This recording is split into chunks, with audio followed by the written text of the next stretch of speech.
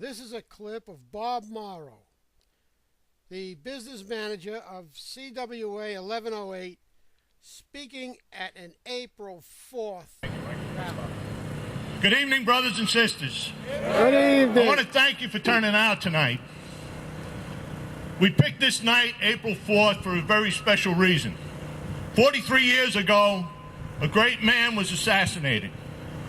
And his only crime was that he wanted to make our Bill of Rights and our Declaration of Independence something more than words on a piece of paper. He felt they should be a reality. They felt, as our founding forefathers did, that this was a living document, and all men and women are created equal, and he had the audacity to speak it and to live it. 43 years ago, he went to Memphis and stood with 1,300 striking sanitation workers, only because he believed they had a right to bargain fairly with their employer. And for that, he was assassinated. And he sacrificed, and our country started to turn in the right direction. Things started to get better. But now, 2 years ago, a financial hurricane, or whatever you want to call it, hits our great nation. And at first, everybody knew who the culprits were. It was Wall Street. It was the financial bankers. They did it. Everybody knew they did it.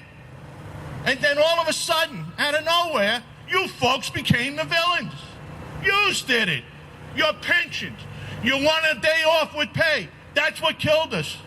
That you wanted medical for your children. That's what's destroying this great nation. That's what they're trying to tell us. This past election, a senator from Kentucky, Mr. Paul, went in when he was saying that they should overturn the civil rights movement, that people should have a right to say, no, I don't want to serve you because of your color. What happened to this nation? What happened? Are we all going to just sit here and keep taking this? I should certainly hope not. We have got to come together. As Michael said in his opening statement, a hurt to one is a hurt to all.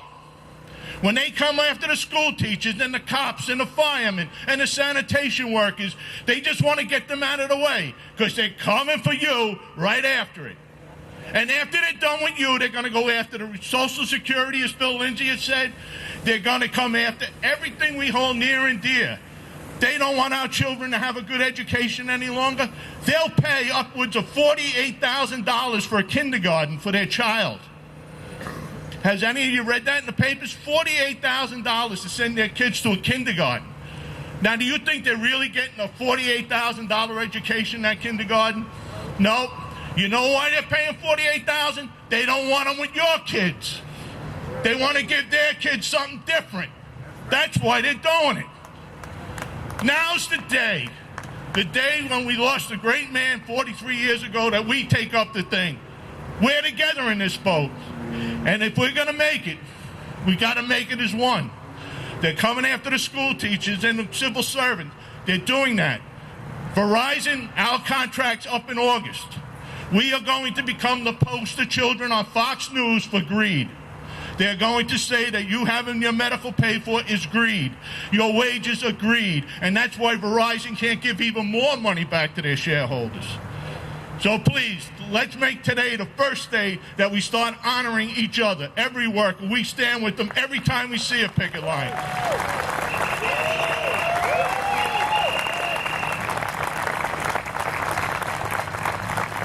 And please, remember the men and women who are getting up here tonight from the county legislation, from the town, from the counties.